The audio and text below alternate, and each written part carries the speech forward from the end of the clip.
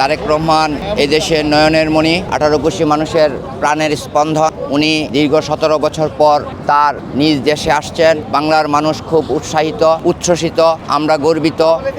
বিগত দিনে 17টি বছর উনি কারা নির্বাসিত না হলেও দেশের বাইরে অনেক নির্যাতন কষ্টের মাঝে দিন কাটিয়েছেন। এখন সামনে সুন্দর দেশ সৃষ্টি হতে যাচ্ছে। নির্বাচনের মাধ্যমে আমরা তারেক রহমানকে দেশে ক্ষমতায় দেখতে চাই, খালেদা জিয়াকে ক্ষমতায় দেখতে চাই, এই আশাবাদ আমি ব্যক্ত করছি। তারেক রহমান আসবে, কৃষকের অধিকার, ন্যায্য অধিকার, কৃষক তার ন্যায্য অধিকার পাবে, ছাত্র তার ন্যায্য অধিকার পাবে,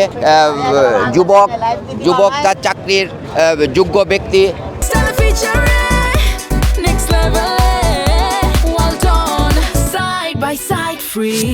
যারা আছেন, যারা পড়াশোনা শেষ করে ফেলেছে, বেকারত্ব দূর হবে, এই আশাবাদী আমরা রাখি তারেক রহমান আসার পরে। আমরা উৎসাহিত বলতে উনি শহীদ প্রেসিডেন্ট জিয়াউর রহমানের ছেলে, এই দেশের 3 বারের প্রধানমন্ত্রী খালেদা জিয়ার ছেলে, বর্তমান বাংলাদেশের আইকন তারেক রহমান। এপিসি সরকারের আমলে ওনাকে নির্বাসনে পাঠানো হয়েছিল।